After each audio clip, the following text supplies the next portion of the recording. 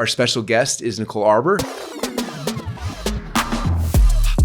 And she's actually here in Boise today, ClickFunnels headquarters. We are making a funnel with her.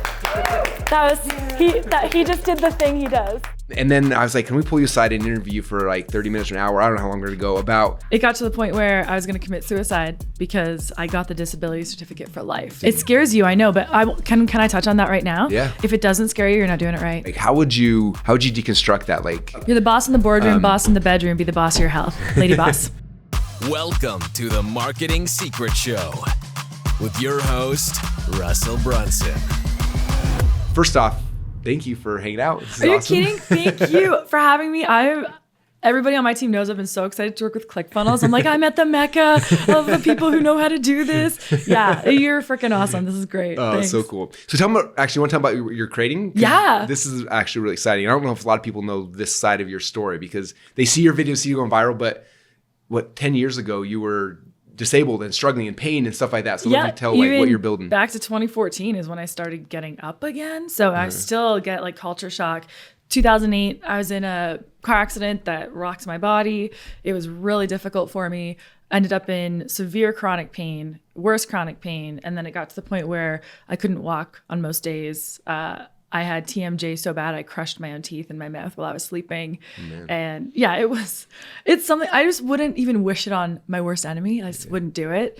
And then I had the nerve pain so bad and nerve damage that it went through my hands, and this hand was a claw most days. Couldn't do 90% of normal activities and spent most of my 20s in bed and on disability.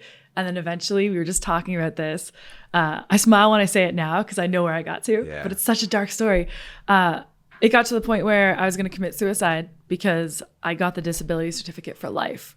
And that's hard. Like, they say you have to try to get this for you, but once you get it, it's like, oh, you just won the worst contest ever. For real. It's like, not an award you want to win. No, I don't want that. And when I saw it, I was like, I can't live like this. The pain isn't changing.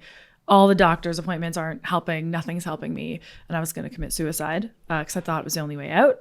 And as I have said this before, I heard the voice of God who sounded like Denzel Washington in my head. And he was like, it's not time to give up. It's time to get up. It's like this We Are the Titans type thing. And I was like, okay. And took myself to the bookstore with a little bit of money I had, bought a Louise Hay book. I'd never even heard of her, but I was just like, this is what I'm supposed to get. And started the journey to healing myself from the inside out and switching to natural remedies and remedies that were not mainstream at all. Fired my doctors, as I like to say, like, you guys don't know what you're doing. For me, it's not working. Bye. And really had to rebuild my entire life, my business, my mindset, and my body from scratch. And I think it was 2014. I sometimes skew this number. But in March of 2014, I took myself off disability. I was like, stop sending this, because if you send it, it's a crutch. Yep. If I have nothing, then I'm going to have to swim. And by September of that year, I was the most viral comedian in history. So I made myself do it. Yep. Between March to September, I was like, let's go. It's funny because in our community, I talk to people all the time about how like I feel entrepreneurship is a calling. And it's like there's something I think each of us has our own set of circumstances, things that happen to us, positive, negative, whatever, to give us the tools to like serve somebody else. And it's interesting because you went through this horrible period of your life where you were in pain and everything, but then you look at it now, it's like now you have the ability now to help other people who are going through that. And so you're going to help me do it. I'm going to help you do it. And you're going to sell 1 billion copies of your course. And you're going to be the first person to get a 3 Comma Club award. Yeah. That's the plan. So that is the plan. Well, yeah, that's the course. So cool. I was going to do these other courses, which I shot them too, but I went, what am I an expert at? I again heard that voice of God, and it's getting through chronic pain. And people are not going to teach people this method because people have not lived through it. So a doctor telling you to do something is based on a book they read or something they watched. I've lived it. I've experienced all of these different kinds of treatments, and I condense everything I learned in all those years into 7 weeks. Yeah. And we're going to help market that to everybody. Cool. And what's cool is now you've built this huge platform, and I think most people follow you for different reasons, right? There's comedy, there's funny things, there's like smart thing. There's so many things you're doing, but also then you have this huge platform. And now you're like, this is what I want to focus on. You're going to help so many people with that. And then it's exciting. It is exciting. It feels like this is my Mr. Holland's opus. Yeah. I've never actually seen that movie. I need to watch it. Oh, it's so inspiring. Everyone says it's so good. And I've always wanted to watch it. But then every time I'm like going to watch a movie, I'm like, Avengers, Mr. Holland's opus. It's hard to, You mean Avengers again, right? Yeah, come on. It's still good every time. It is every time. We're getting to Endgame. I feel like in America and in the world, it's almost Avengers Endgame time in real life. We know how it ends. Iron Man reverses time. So anyway, all right. Back to Elon Musk. He's got this. Yeah. Elon, where are you? Yeah. We know where We he need is. to reverse time. Yeah. Okay. So I want to talk about, as you were coming out of that, right? And you said you said March or May? That was like March, and then by September. So in that window of time, what was going through your head? Were you like, I'm going to go and become a viral comedian. I'm going to do these things. Or like, was it strategic? Was it just something happened? It was magic or what? There was no magic. Every single thing was planned. Everything is plotted. Yeah, it was, because I had been doing marketing for years. I stumbled into it by accident. I've told this story before. I was hired by Molson. Do you know what Molson is? Molson Canadian. So it's like the top beer in Canada. Okay. It's a Coors, Molson, and Corona are all the same company. And they hired me to do this cross Canada tour. I'm the host, being funny. I was on like the top TV show in Canada on our version of MTV at the time. And they wanted me to do all these commercials. And then I do this tour right across the country with huge bands, surprise band every night type of thing. When they gave me the script for these commercials, I was just like, no.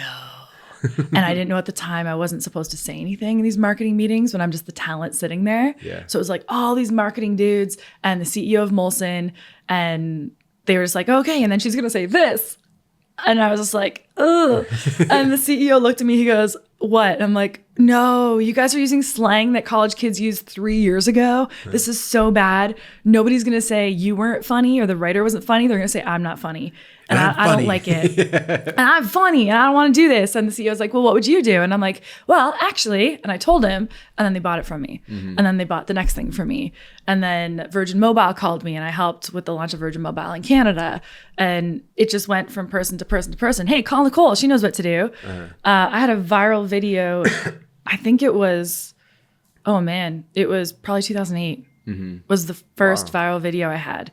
And that was with Virgin Mobile. And we did a Christmas video. This is before the accident? This is before the accident. Wow. Oh, no, that was right after the accident. So I was like hiding that I couldn't do stuff. It got worse and worse and worse. So by 2008, I was still like, okay-ish, like hiding some pain. And then it got worse.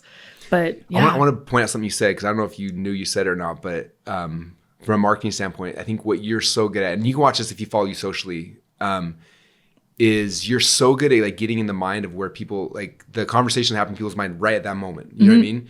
Which is what you did with those ads. But you watch yourself socially, like you always, and we're gonna talk about controversy, because that's the whole point, is like controversy marketing. Yeah. You find these controversial topipics. Yeah. They're like, huh, and then you say things like most of us are thinking that, but no one will say those things. Like you're so good at like find that you just like you're so, I don't know, like in tune, or you feel the pulse of like the market and the world, and like I'm going to talk about that thing that no one wants to talk about. We're all thinking it. Yeah. And like just bringing it out, which I think is what, like, it's fascinating, because it's not so much the going viral or these things. It's like, I got to be super, not the creative, but it's like, you got to understand, maybe I'm wrong, but like what people are actually thinking and being willing to actually say it.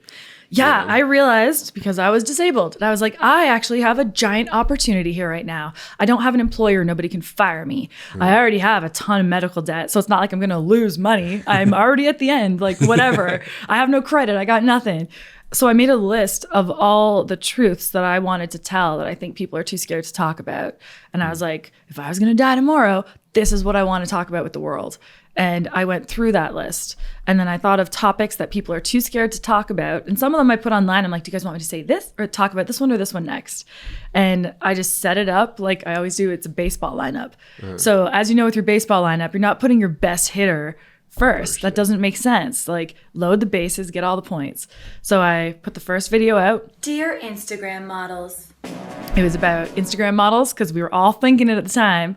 That video went viral. What was it called? Dear Instagram models. Okay. Yeah, I started writing my letters to the world. That's literally what it was, letters to the world. Wrote that. I did the editing technique that I had done on the TV show I was on way years earlier. There's some speculation that I fine-tuned or invented the jump cut. Really? I don't know if I don't want to take the full credit, but nobody had done it like that before. Take the credit. I'll take the credit. Sure. If someone wants to challenge me As on the it. inventor of the jump cut, As Nicole the Arbour wants to inventor tell us of about the, it. of the comedic jump cut. Yeah, so everyone was doing their videos in a certain way. I was like, no, I'm going to do it like this. I'm going to tighten it up. I'm going to use sound bites because I had been studying NLP to help me with all of my pain. So I was like, I'm using NLP. I'm going to repeat the messages that I want them to think of again later on in the video. And I'm going to hit them again with what I hit them with at the beginning. So they leave with what I want them to leave with. That's what you're going to discuss with this video. And I started with the Instagram model one. I did a relationships one other, which I considered a bunt. I only wanted that one to get 1 million views. I was like, just one more just to show this isn't whoops, she did it again. And then I posted a little photo of pointing to the outfield, Babe Ruth. And the next video came out was Dear Fat People. Dear fat people. Some people are already really mad at this video. What are you gonna do, fat people? What are you Knocked them all around. Was that the one? Was it September that one came out? Yeah. Okay. Might have been end of August or early September. Yeah. And then the one right after that went viral too. And the next and the next and the next. And I just kept going through the batting order. Yeah. Yeah. Crazy. So that was my first introduction to was Dear Fat People video. It came. And we're here now, so you thought it was funny. It was amazing. But it was funny because like I don't remember what happened. It's when things go viral, people start sending them to you. Like people, that's what happens, right? Well, also, I don't remember what happened, but somehow like multiple people sent to me one day, and I'm like, "What is this?" And I watched it, and I was just like, "Oh wow!" What did they say when they sent it? Do you remember? It's usually not much. Like, "Hey, check this out! Oh my gosh, you gotta see this!" Like, if you've seen Nicole Arbour, like, watch this video real quick. That's funny. And it's like, "Dear Fat People," I'm like, "Oh no!"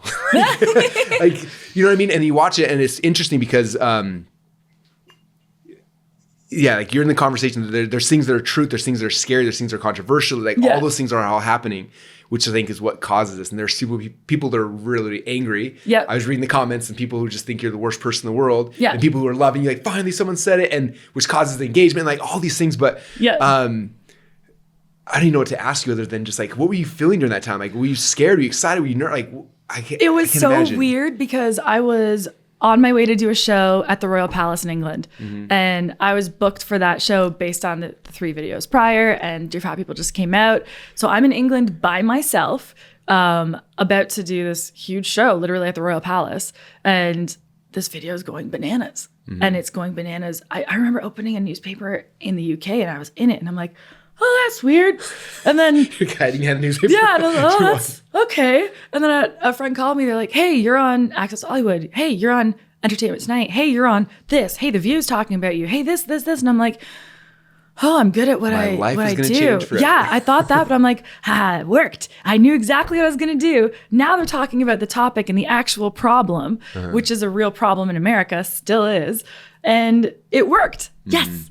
And the only thing that made me be like, oh my gosh, was when I had a couple of family members that were like, oh no, some people are hating on you. I'm like, yeah, well, that's been since high school. Yeah. Like that didn't actually affect me that much because I'm like a seasoned comedian. Yeah. Whatever, you get heckled, happens, just a lot more of them. It's funny. I have the same thing when someone writes something or goes bad, negative about me. It's my family members that freak out. I'm like, I've got thick skin. I've been doing this a long time. Like I'm fine with it. Like if you read all the ads or the comments in my ads, like I'm fine with it. But they're the ones that always freak out. They're just like, oh, you know what I mean? Like, yeah, they want to like protect you. Are you okay? you. I'm like, I'm fine. It'll be I was good. I'm like, you good? We're good. Yeah. All right. A couple things, because I think some people thought that you doing that was because you were trying to be a bully or trying to be mean, which I know you and I know kind of story behind, but it's the opposite of that, right? Yeah. It wasn't, and I'd love you to talk about that a little bit. Well, thanks. So there was a line, I've talked about this a few times. There was a line at the end of that video that I cut out at the last second. And this was a marketing technique. I said in that video, as someone who's been disabled for X number of years, all I wanted was a body that worked. And you have one. And if you take it for granted, that's the biggest mistake you're ever going to make. And I took it out at the last second of the edit. I was like, it will not hit as hard if they're going to humanize me. I need to be the villain. And it was really fun because it was the first time in my life I'd ever been the villain. I'd always been like the happy, bubbly cheerleader, gets along. Like I don't think I ever had an enemy in my life until I had viral videos. And I was like, whoa, there's some power in being like, I don't care, I'm gonna say the thing. And yeah, that's kind of what I did. Because that would have changed it. Don't you agree? Yeah, for I sure. couldn't have It'd been softer humanized. at the end, yeah. Yep, couldn't have done it. So I was looking at buying a brand. Actually, I ended up buying it. It's called Zuma Juice, and it's a green drink. And the first video of the green drink, they launched it. And Is this your kitchen or level 6 of Fruit Ninja? it's this person like cutting green drink stuff at their house, and like Fruit Ninja, they're throwing fruit in there. She's cutting it. I love that And game. that was like the person. And then they had this lady in a wheelchair with the big old thing of cheese puffs. She's like, what's green drink? And she's eating these cheese puffs. It's like the funniest thing. And then her chair's like electric. She drives over and they're fighting. And it's this funny thing, right? So they launched a video, it goes completely viral. And I've seen that video. It hits. And then the handicap community came out and freaked out, burned them to the ground. So he ended up pulling the video, editing that clip out, relaunching it, and it just died. No. And then the company kind of, and eventually it went away. And then I bought the company and I messaged you because I was like, I want to relaunch with that video, but I'm scared. Like, okay, here's what would the you thing. think? And that's, okay. I have great thoughts on that. So this was actually a part of Dear Fat People and why myself with my personal convictions, religious beliefs, whatever. I'm like, it is not bullying to tell the truth. That is a lie that we've been sold. It is also not okay to poke fun at everybody as long as you poke fun at yourself, which I do all the time. I'm silly. That video to me, if it's a self-inflicted disability, which is what I consider obesity, there's a couple emotional things that go into it, but for most of the part, it's a self-inflicted disability. Yeah. You don't get to consider yourself the same as people with disabilities. So I don't think that people would come after you that way, like in that way. Or you could just take that little part out of it, reshoot that scene, take the wheelchair out, but just still make it that aesthetic. Yeah. And have them do it. Yeah. It's interesting. It scares you, I know, but can I touch on that right now? Yeah. If it doesn't scare you, you're not doing it right. Every time I'm consulting for people, for brands, for whatever, I was like, if it doesn't scare you a little bit, then it's going to be shit. And it could be mediocre. Go ahead, put out more mediocre ads. That's just brand awareness. But if you want it to rock, it's got to scare you a little bit because it has to induce, marketing 101. It has to give some kind of emotion to the audience. And whether that's like, I hate it, I love it, it made me sad, it made me want to help, whatever it is, if there isn't that ting of, then you didn't do it. Yeah. Yeah. Interesting. Do you ever? I want to see it. Do you ever? Yeah, I'll show it to you. Okay. Do you ever fear though, like that by offending that segment, that it's gonna hurt things? Or I'd love your mindset on that. Or is it like I'm gonna be a little aggressive, but then because of that, this side's gonna amplify more? You know what I mean? So I haven't found that intelligent people are offended by me. I've yet to find that. I have found that people who weren't gonna like me anyways, or they like to project their own downfalls, laziness, insecurities, whatever it might be onto other people. Like, I have my problems when they're just me who has them. Those aren't my people anyway. And I sometimes sit back and I look at the people I have attracted in my life. I've attracted you. I've attracted like massive, amazing people. And I, like Elena Cardone, like we were just talking about, like the people around me, I'm like, yeah, I'm going the right way. It's okay to tell the truth. And if at any time I think I'm being mean or not telling the truth or it's not comedic, then I wouldn't do it. Yeah. So yeah, that's my thoughts on that. The other fascinating thing you told me, I remember, was you said that the Dear Fat People video, the people that made the most money from that were all the Weight Watchers. Like they were buying ads on your video because like it was bringing the right people for them, right? Exactly, because they knew that they were watching that video. And it's funny because I ended up I made fun of Fit Tea because Fit Tea was popping around-ish the same years. And I did a video making fun of Fit Tea. And the CEO called me and he's like, you're right. Want to do an ad for us? I'm like, yeah, I do. So I actually did two rounds of ads for Fit Tea after that. But I told the truth about it. And then if people want to buy it, that's up to them. But yeah, interesting. Like nothing I've ever done comes from the angle of I want to hurt feelings to see if that'll enrage people. Like I don't do rage bait. I don't like it. I think it's kind of gross. There's a lot of TikTokers who do that. Like, look what horrible thing this person does or I'm offended. And that's not my vibe. There has to be a meaning behind what we're doing. Yeah. Yeah. Okay, so I want to talk about this. So, because again, from the marketing standpoint, obviously what you did there was cool, but then now you have brands you work with, and also your own projects you're working with. Yeah. I love the mindset. You're going in, let's say you're working with the brand or working with something. How do you come up with the scripts and the ideas and the angles to be able to craft that message? Like I have the way that I write my scripts. Mine are very different than yours. And I'm fascinated by writers, how they come up with it. I'm curious for you what your process is. What's the goal? Who's our demo? Go backwards. And that's kind of it. Like, what's the goal? Is it a monetary goal we have associated with this? Okay, I'm gonna do the math. How many of these do we have to sell to get to that goal? Okay, how many people that would have that price point available right now could we get to buy? Who is that person? And what do they like? What do they hate? What do they aspire to be like? And then I just like do that little wheel turn and then I go, okay, cool. And the problem solve. is so underlooked. Like, I love solving problems for people, even the invented problems that we have, like, oh no, I can't, blah, blah, blah. Okay, well, this product is going to solve that problem for you. Or, like the weight loss stuff, it's so easy. I want to lose weight, but I don't want to actually have to eat healthy and make meals. Here's a bar that's going to do it for you. There, we just solved the problem. And you just laughed at me. Yeah. So I just got you to laugh. You're going to remember the funny ad I base on that. All right, so here's my I'm getting free consulting because I got you on That's my fine, phone. let's So do it. ClickFunnels. I love this How game. would you make something for ClickFunnels? What would you do? For ClickFunnels 2.0? Yes. Hey, do you like money? I love money. Hey, let's make you more money. You have something that's awesome. Why wouldn't we amplify this to more people, make it faster? You know how many people are lost on your website because you make it too hard for them to buy the thing that they already want to get? Ugh, that's kind of stupid. Let's make it easy, stupid. Something in there. Like, because Playing off what they're doing now and like, yeah. Or I love the visual of someone just like walking down the street, opening up their wallet, throwing money on the ground, walking in and just throw money on the ground. It's like, hey, you apparently don't like money. You're just like wasting it because your website's garbage. Like just overplay all the things that people are doing. That's cool. Taking the thing and then like over dramatizing what they're actually doing. Yeah. That's cool. Once you make people laugh and feel something, you grab them. It's fun. So that's a good one for ClickFunnels. What are the main selling points for ClickFunnels 2.0? The biggest parts are ClickFunnels. The original ClickFunnels was about building funnels, which is what people need. It's not necessarily what they want. They want a website. They want a brand. They want a shopping cart. They want all this stuff. And so we always used to make fun of that. Like, you don't need those things. You just need this. But when it all comes down to people want what they want. And so it's like ClickFunnels 2.0 gives them what they want, where you can build a website, you can build a store. So you can have your blog, your Shopify store, all that kind of stuff is now in ClickFunnels. And then I got it. You can build Okay, funnels. imagine a grocery store, or like we're shooting in a grocery store, but in this grocery store you walk in and it only has apples. And you're like, okay, I got an apple. And then you're like, okay. And then you have to walk across the street to the banana store and buy a banana. And then you have to walk across there and get this is stupid, right? Yeah, put it all together. ClickFunnels 2.0. Boom. Yeah. It's kind of easy, right? Yeah. Yeah. It's just the idea of, put it all together and make it as easy as it is to change your social media profile. Even an idiot can use this. ClickFunnels 2.0. Unless you're stupid. Designed by idiots for idiots. I'm just kidding. If you wanted to make one, so let's go like a step back further, because with like Dear Fat People in some of these videos, you're not necessarily selling off the thing. You're creating, like you talked about, you're just setting the grand slam to get people.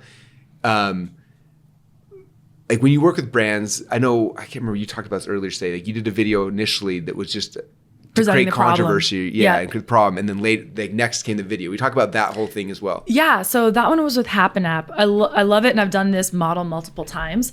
So with Happen App, the first video I put out was why dating is fucked. And that video, it was just funny. It talked about like our online habits, whatever. It naturally got 45 million views just on Facebook organically. Is that on your personal profile, their profile? That was on my profile. Okay. So didn't mention the brand at all in the first one because it's not a commercial. It's just comedy and we're just talking shit. So once it hit to that 45 million mark, and then more on the other platforms too, then I released a week later the how to fix it, which is Happen App. You're actually going to meet these people because when you walk by them, then you get that's who that person is, like a little ding on your account. And doing it that way by being like, this is fucked up, but hey, here's how we can solve this problem. They slaughtered. They did so well. They did so well, they stopped telling me how well they did because they knew I'd have to renegotiate my contract. So I was like, oh, that's how I know. Can I ask how, I mean, I don't need actual numbers, but just conceptually, like how do you, as someone who's doing that, because you're doing the influencing, you're writing scripting, you're doing video, like how do you get paid in a situation like that? Just so people know if they wanted to go find somebody to work with, like what does that kind of look like? Yeah, it's changed now. So at first it used to be just like, here's just an upfront fee. Now I go, okay, upfront fee, this is for the ideation phase and the whatever, if there's a production cost, depending on the level of the production. And then if it's a product that's a newer product and I'm going to help push in the stratosphere, I obviously want some points on the product because let's be partners in this. Let's go all in. And then if that's not available, something like that, I'll never, oh my gosh, brands, please listen. Do not go to influencers and be like, you get this % and use this code. Chances of your back end breaking when I bring volume are really high. Most people say their systems can handle it. Most systems cannot handle it. Your website might break, your funnel might break, your website can't handle traffic. It breaks. So all that traffic I just brought you, I'm not going to get paid for. So I won't do deals like that. And most influencers won't. So just don't pitch. And that you're to unique people. from most influencers, because most influencers I know, a lot of them have big followings and they can do, they do their thing, but like you're unique because you're able to write and to script and to strategize, where I don't think most of them have a marketing mind. Do they? Or have you noticed that? No, they don't. Yeah, So because most a time lot you of them gotta call bring me and I help them. Yeah, for real. But I'm happy Yeah. to. And all the people who made fun of me for making YouTube videos years ago, they come to me now. You got to make an agency just like teach or like, scripting out all this stuff for the other influencers. Because I wish there was more of that we could, maybe there is, I don't even know about it, the network of you like going like, here's all the influencers you can tap into and figure out those kind of things, where they write a script and they write a thing. That would be, to me, that would be epic. That Yeah. would be like an Avengers type of thing. Yeah. So here's the different genres of influencers and so here's how cool. you could use them and utilize our audience. Oh, that's fun. Because most of the stuff we've done is like, we got to know people who had relationships or whatever, and it's like one-off things, versus like, that'd be cool to have a place. Anyway, so there's your next $1 billion idea. So. Cool. Thanks. I liked it. Okay, I'm going to have you come help. Okay, sweet. Yeah, we'll build It's a funnel for it. It's It'll be click, amazing. Yeah. Click, oh, you're going to make me... I'm going to dream about this tonight. I'm like, ooh, ClickFunnels 2.0. What problems? What are all the problems we solve? Ooh, what do we do? I'm going to have find so the many answers, ideas send for them you. over, yeah. It's going to be fun. So with your, I'm just curious about your overall strategy, because you do the videos, but then it feels like the next phase was like you building your brand and your following, and someone's mowing the lawn outside for those who were, anyway. But as you were building, how did that fit into it? Or was that a part of it initially? It was or kind of bananas because it worked too well too fast. Mm-hmm. And, but I was still disabled as they started going viral. So I was getting all of these bookings and I couldn't do them all because I was like, oh, like when it came to the Royal Palace, I was like, shoot, I better get up. I have to go on a plane and go to England. I didn't tell them I wasn't walking most days. I was like, I'm going to take the prescriptions I need to be able to do that at the time. Yeah. But it grew. And then I started doing a lot of the consulting and then more of the consulting. And then as it worked and I had more success, I would like have more and more brands. So like the last few years of my career has been 85 to 90% consulting and working with brands and keynote speaking. Mm-hmm. And the Nicole, storefront, like the real me has not done that much stuff. And I'm about to flip that whole model over and focus on the course that we're doing together because that really matters to me. My podcast, because I have cool stories to tell and it's gonna be like a late night vibe too, where I get to do my funny monologues off the top. And then that's gonna be cool. I'm really excited. And then only partnering on projects I love. Like we were just talking about, like I have feature film aspirations and I don't want to just go be in somebody else's movie because that takes 3 to 6 months of my life. I'll do a couple cool ones, but I want to be writing those and helping direct them. And the music stuff has been helping with that too. Yeah, talk about that because that's something you launched a music career on the back. It was just amazing when you build your personal brand the way you can, then it opens up so many doors. Like I want to be a musician and a rapper and write books and I want to do a podcast, and like it opens up so many cool things. But what brought you to wanting to go? And I know music's kind of your background initially with dancing and stuff, but I was one of those hardcore choir kids and I took music and through school and all my certificates and all that kind of stuff too. And I always was just like, I want to do this. And I've written stuff for other people. NDAs prevent me from saying where they went, but I have done like some cartoon stuff too. And I just always wanted to do it. I'm like, well, why wouldn't I? Like there's no permission slip. Like just go do it. Yeah. So I did. And I told you earlier, like I haven't released any of my stuff that I think is my best stuff thus far because I'm going the same way. Like the first video came out, Bitty Bum. I don't know, I think it's like 1.3 million views organically just on YouTube, which is kind of hard. And then the second one did better and it's gaining traction in different ways. And we've had the biggest record labels in the world reach out to my team now. And I'm like, no, wait, you guys have to hear what comes after that. I'm not going to make a deal when you haven't even heard the good shit yet. Yeah. So it's just like part of the fun. Cool. It's like when you learn the skill set, you can apply it to all the different things. That's what I've learned with me when I learned the skill set, like how to do funnels and persuasion and traffic. And it's like, and we talked about this. I just bought a ladies fitness company. I bought it, so many things you can apply it to where it's just like, for you, it's the same playbook. Entertainment is entertainment. Marketing is marketing. Yeah, just do all of it. Like I look at old school entertainers. Those were my OGs, my favorites, the ones who would sing and dance and act and direct. I'm like, that's the shit. Yeah. Like that's the good stuff. Doing it all. It's so cool. Yeah. So right now we're in the middle of like this cancel culture of everything, right? So it's funny because I think you've done some videos talking about like like making fun of that, like cancel me now, like Cancel me harder, daddy. Yeah. I gotta make that on a t-shirt, honestly. But it's curious because some people are so scared of like, if I do this thing, then what's gonna happen and the repercussions and everything. And like, I'd love you talk about just like controversial marketing and like how you, like even how you're hold the line. You know what I mean? Hold the line. You will have way more people. So as we know, everybody is not your client. Everybody isn't. Just is what it is. I think Mario Lopez is a freaking fantastic businessman and entrepreneur, and he's so good at what he does. And he wrestled on Saved by the Bell, so I love him because of that. Right?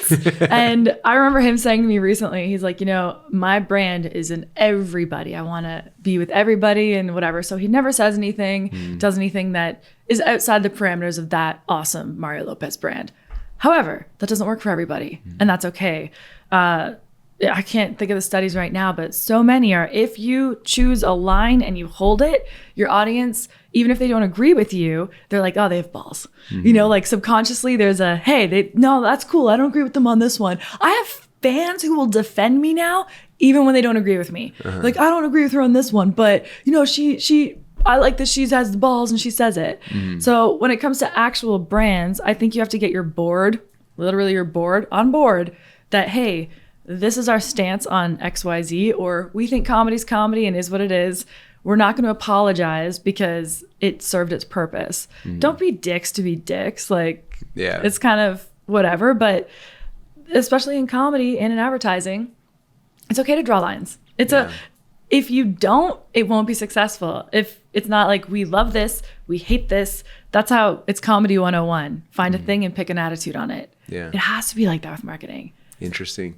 This is kind of a funny side story, but I was in Dean's plane flying to an event with Tony. It's like a month or two ago, and we landed at the private airport, with all the private planes, and we get out of our plane, and the plane next to us is the Mr. Pillow guy. Of course. And he walks out. I was like freaking out. So I'm like taking selfies, He's like trying to like show. And I was like, I looked at him because he went through with the whole Trump stuff, like went, hardcore, and he got canceled. Everyone kicked him out of the stores. Did he get canceled? That's so weird. Yeah.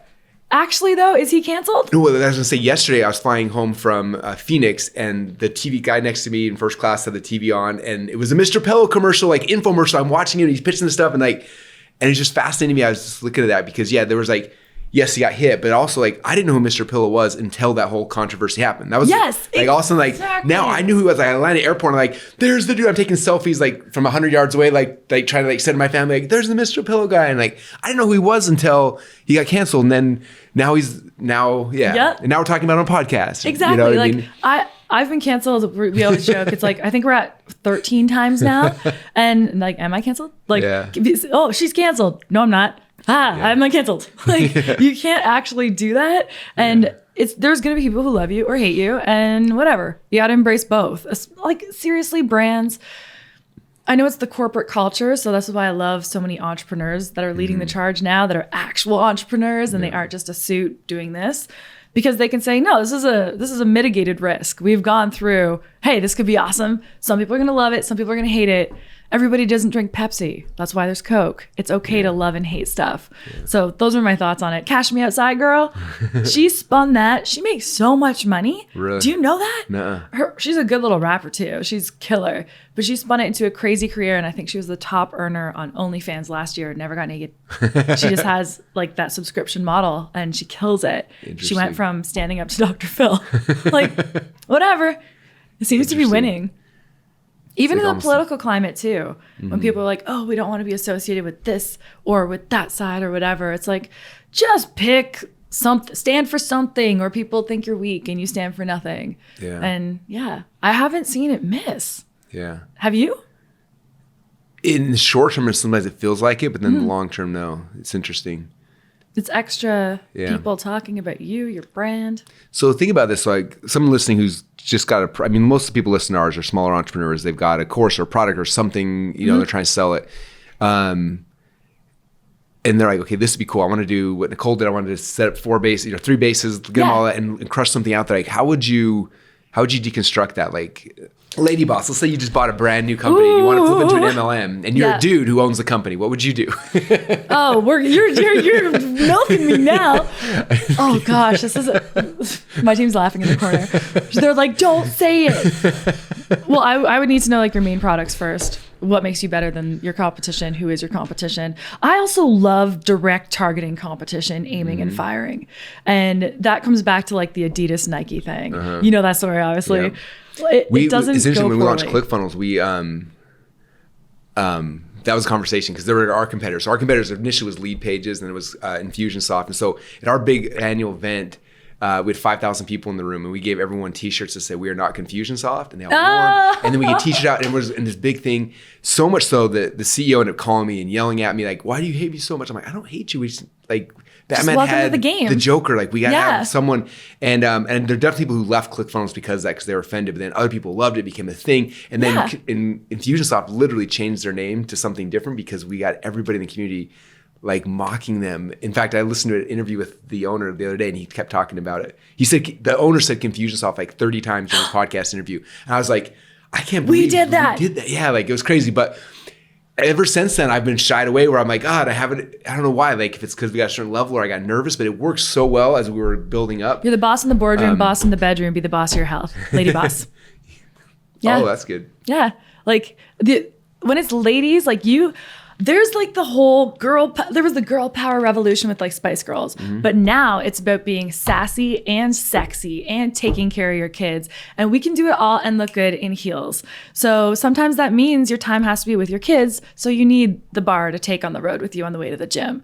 Like, there's like the key messaging that goes towards women that I don't know if your other people you talked about will be able to hit it. I'm just saying. Like, you got to play on that lady boss thing. That's so fun. Yeah. So interesting. That's really fun. So if I were to deconstruct that, I wouldn't just do one ad. I know some people say that. I like a series of ads, not just to test them across, but because your demo isn't just one thing usually, and then you can hit different people. So in the first video, for example, myself, I hit people who were making fun of that Instagram culture. The second video, I hit everybody who was married because it was about divorces. The third one, I got to really look up what that third one was because I forget. And then the fat people one was different. And then do religious people. Religious people. One? That was that came after. Okay. Yeah. But the religious one too, like there's people who are very religious and people who think it's stupid. I got both of them in that video. Yeah. So if your ad is only hitting one tiny You're demo. looping in segments of the market. Yeah. To attention Come on around in. you and then coming in and like. Like, there's your staff member who's like, I'm a vegan, sorry. So he obviously remembers I was talking shit about vegans. Still like him. He's a little thin, a little malnourished looking, but whatever. I'm working on it. Yeah, we all have hobbies and do silly things. I'm just gonna send you some dead animal. Okay? Just like take a bite out of it, dude. You look like you have jaundice. I'm just kidding. I'm just kidding. You look nice for a sickly person. But just that. Someone's going to laugh at that and buy carnivore crisps. They're my favorite. Use my code Arbour20. There. You did? I win. Yes. So I was in Melody's car. Melody, that we both love from doTERRA. I was in her car yesterday, and actually in her pantry, she has like a whole carnivore crisp section now really? for Because of me. you? And did you see my ad for carnivore crisps? No. You did. I did it in 5 minutes because I ate all the product before I made the ad. Well, that's the ad. That's the ad. So it was just a selfie video of me being like, well, I was supposed to do this thing for carnivore crisp, but beef brisket, it was really good. I ate it. Next one, these were the crunchy whatevers. I ate them. I ate this one too. And I also ate those. They're good because I ate them. There's my code. Sorry, carnivore crisps. And it was their highest converting ad they've ever had. And it was just a selfie video. That's crazy. It was fun. So then when they ran the ad, they ran it, you posted it on your social. Oh, there's so much that you could do with Lady Boss because challenging women to be part of it is really fun. Like there's challenges you can do and like funny things. Like, do you remember the bologna that people were like sticking bologna to their kids' heads? Yes. Like, it seems like there's something that like the moms could be doing with the bars or some kind of products or something. There's just so much fun you can have with like a female brand like that. Man, we know you to be the consultant for all this stuff. That's so cool. It's fun. I told you I'm very selective, so we'll have to talk. We'll talk I'm doing my afterwards. stuff too. Yeah. So like the carnivore one, so they post on your social, they take that that creative and run as ads somewhere else also, or is it just They were putting it on their socials as well too, and they were such a baby brand. I was just like brand new. I was just like, I know you can't afford me. I just want to do this because keep sending me your product. Yeah. We'll figure it out. Lifetime food for free. Yeah, actually. Yeah. And I was like, sure, I'll take a cut. We'll figure it out. That's the only brand in the last like ever that I'm like, I believe in this product and this company. It's the best. It's so good. I want to take it over eventually or something. Yeah, so good. It's so good. You eat meat? Yeah. Okay, I'm gonna send you some. It's delicious. You're gonna get hooked. Sweet. Yeah. We'll get Sam on it. It'll be cool. Yeah. Trick him into it. Yeah. Why wouldn't you eat an animal? It would eat you. It would eat you. How do you fight that logic? That is. If given, like. I don't think a chicken would eat me, but maybe if I was laying for a long time. Exactly, it would. Start with sharks then and bears. Like, eat that first. This is what's crazy about the ocean. I thought this the other day about the ocean. I'm like, whoa, the ocean's crazy. Sometimes we eat them, sometimes they eat us. Whoa. Like, that's like flipped universe, multiverse shit. Yes, that could be an ad. Yeah. Oh, man. For mushrooms. For like mushroom chocolate. Dude, speaking of mushrooms, though. Go on. You eat one mushroom a day, it lowers your cancer risk by 40%. So, like actual mushrooms or mushrooms with the... Probably actual. I don't know exactly. Okay. I just read the stat and I didn't go deeper. Okay, they have we'll mushroom find out. jerky nowadays, though, so I've been buying mushroom jerky. It tastes like beef jerky, but it's made out of mushrooms. That sounds great. I love food that's made out of other food to taste like other food, right, vegan? Yeah. We're going to... Tofurkey. Thanksgiving's coming up. Tofurkey. Let's do it. Tofurkey. They make mushroom-urky. You know what we need in our lives is more soy. That's gone well for us and humanity and men. And, and population growth. All that soy products in our bodies, ingestion. I've been on both sides of the soy argument. It's been interesting because I was helping a company whose core product was soy. So they like fought for it and then everyone else fights against it. And I'm so confused now that I don't know what to do. I just like look at it and I'm like... I don't know. I'm going to put some of this in my mouth sometimes. Yeah, fair enough. We'll see where it goes from there. Yeah. I almost made a dirty joke. I'm glad I left it alone. I just left it alone. There we go. We all know you were. Anyway, all right. So sometimes you don't have to say the thing to say it. Marketing. Sometimes you can have it. Oh, you know what would be great too is a series of ads with no sound in them whatsoever. Like just maybe an audio chime just at the end, just like a situation. And it's like the only ads out there with no sound. And then you can show a product, like a series of them. That's interesting. Soundless ads. Those are fun. To kind of go back, you were saying earlier about how like you lead it there and you leave. I found that with when I'm speaking or if I'm selling from stage, if I try to tell somebody something, then they feel like I'm telling them something. It's like, oh, that's what Russell thinks. So instead, if I can create a story or an environment where then all of a sudden they think it, and then they thought it and I didn't think it, and then they're more likely to move and persuade, run the back and buy the thing or whatever. And so it's like, how do you create stories like that? I've never tried it from an ad standpoint, but from like when I have a captive audience in a room, I can do that really well. I can tell a story, lead them I've somewhere, seen you and then do it. stop, You're so and good they go at and take it. it, and like, oh, and they have the epiphany at the end. We're like, oh, I'm in charge. Like that was my thought. Like, yeah, that's like callbacks in comedy. That's the exact same. Explain that for me. So a callback in comedy, for those of you who don't know, is the technique where I've already said the punchline, and then later on in my set, I'm going to circle back to that same punchline. Why? Because the second time you do it, the audience is like, oh, I know what you were getting to. The audience feels smart. You can do it in 3, 5s, and 7s. So you get to that third one, there might even be a moan on the third one, like, oh, I did it again. You get to that 5th one, they go nuts. Like, go back, watch Eddie Murphy, any of the big comics, it's always at 3, 5, 7. And I do that in ads as well with people. Interesting. I've seen you do it before. I didn't know it was called callback. Yeah. That's cool. And you do feel, it's similar to super easy, barely inconvenience. Ryan George. Do you know him? Are you friends with him or do you follow him? Ryan George. No, but I will. He on the Screen Rant channel, he has a channel called Pitch Meeting, and it's like, it's the best thing on YouTube, but it's him talking to himself. So that's amazing. One, he's the writer who just wrote a new, like I just wrote Avengers Endgame, and then he's pitching it to the producer, and then go back and forth. But they have he's done like 500 episodes. And then people die, but they don't actually. Yeah. It's like, it's so funny. You would love it he's a great comedian, but like every time, all 500 episodes, he has 3 or 4, like each character has the same line. It's like, now I've watched all 500 episodes. Every single time I'm like waiting, and you're like, and he says, yeah, he did it. And like we all freak out, we all laugh, and it's like that build up, just waiting for the line every single time. Anyway, exactly. Super fascinating. You didn't get the joke because you're malnourished. See, there, it worked. Yeah. I'm sorry. Vegans have feelings too. Yeah. I've heard. So they say. I love you fighting your laughter. That's actually my new favorite Well, it's thing. because he's right here. I love him. You're I like love Sam. Nicole, don't. But it's funny. But, like your face is hemorrhaging. That's probably how I watch most of your videos. If I was like, oh Like my you gosh, have I to can't believe poop? you're saying that. Like, Someone get him a squatty potty. Just kidding. we have not here. Yeah. Oh my gosh. We did get squatty potties all over my house though. Like, I'm a sucker for good ads. Good ads, we have to I need to support them because the ad was so good. So I feel that way too. Yeah. I want to buy it. Take my money. You're funny. take my money. So Nicole, you're the first person to be in this room. So Yes. we're not telling people we're in a secret location and we're keeping it secret because someone's going to rob me. I don't even know where I am. I would say conservatively in the last 12 months, I've probably spent $6 million on books. So you're in the middle of some of the most rare, cool books. But I'm curious for you. So the first book you read, what was it called when you were sick and you went into the library and you bought? The Louise Hay, You Can Heal Your Life. Yes. So Yeah. I'm curious, after that book, were you into personal development prior to that? Or was that the first? Nope, that was the first. So what other books based, personal development things have you read or audiobooks, whatever, that had a big impact on you? Do you have favorites or? I do. So I think Louise Hay is an OG. I know people say bad things, but who cares? I love Joel Osteen. I love his books specifically. I think they're really helpful. Joyce Meyer is my homegirl. Do you know her? Are you familiar?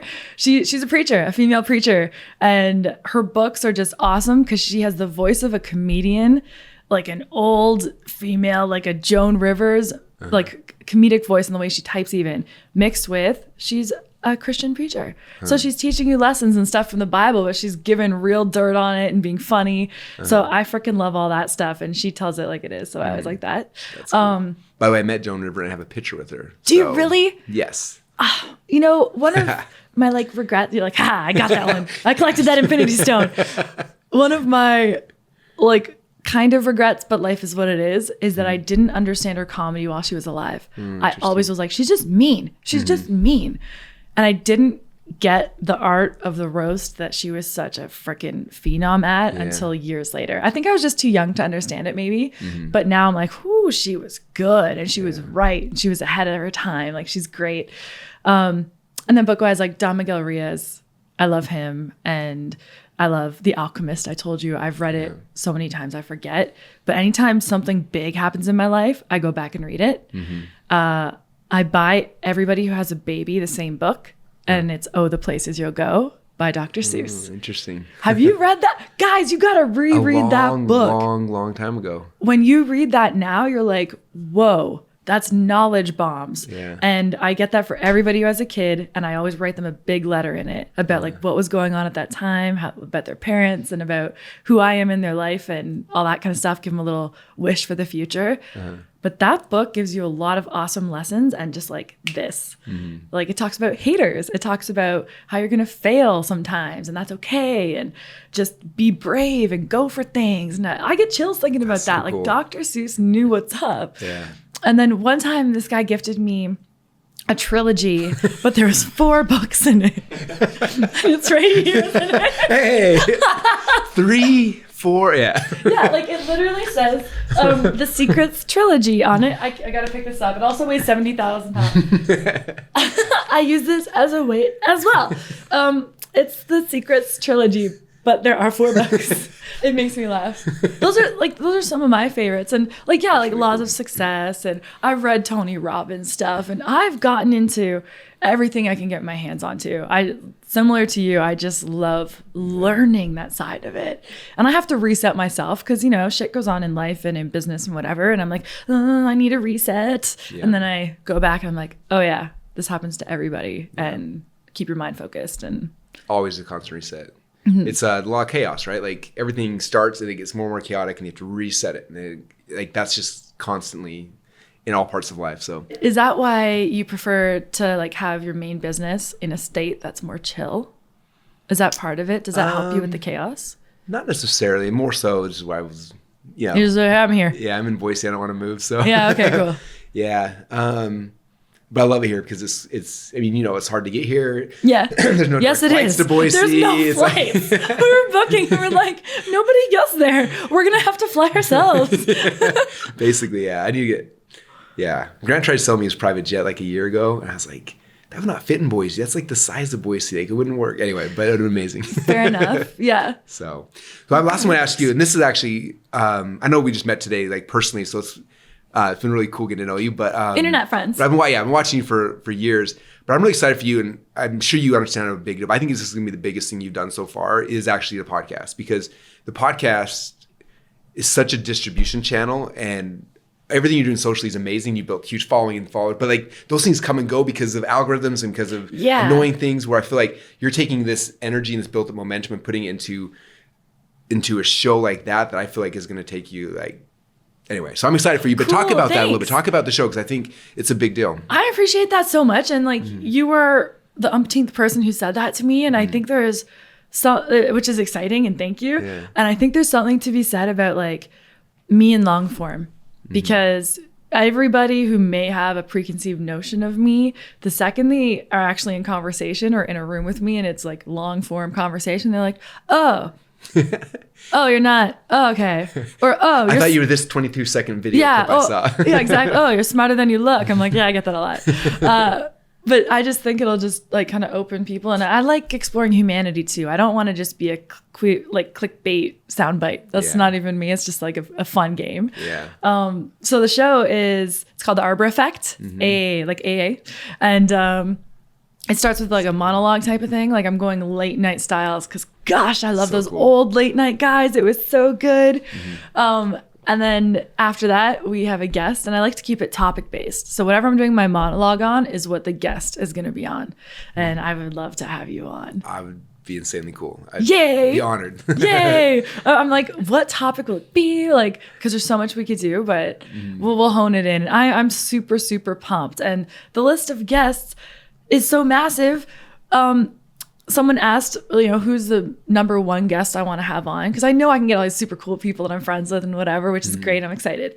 But the number one guest that I want is the Pope. Ooh, that'd be cool. I want to ask the Pope via his translator some very specific questions that I think would alleviate a lot of fighting, especially in America, because people hide behind religion as a reason to do this to people. I've seen a lot, which is the opposite of what we're actually supposed to do with religion. Yep. If you're following it. And I just want to be like, what Christ said. Yeah. Yeah. Was Christ like super judgy, or did I miss that part? Like he flipped a table once. Fair enough. We all have. But I'm flipping this after. But yeah, I just think it would be really cool to go straight to the head of that source on earth and be like, here's the questions. Here's the things that people keep fighting about in the name of religion. What say you? That's really my number one. That'd be so cool, right? I want to put it out there. Yeah, how would you get that? Who's the connection point? Tony Robbins. Tony knows everybody. Tony knows everybody. He'd be the one. That's fun. Okay. I'll call Jarek to call his dad. I'm just kidding. Well, I don't even need that extra one. I'm sitting with you. You're like another leg of Tony's. Yeah.